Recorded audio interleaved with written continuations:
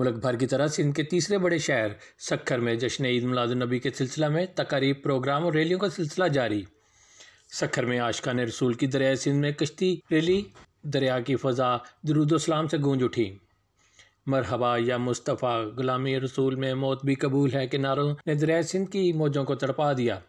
आशिकाने रसूल की दरिया में वाक़या सूफ़ी बुज़ुर्ग और औलिया के मज़ार पर हाज़री। मुल्क कौम की सलामती के लिए दुआएं। जश्न विलादत मनाना हमारे ईमान का हिस्सा है। उलमा कराम का ख़िताब।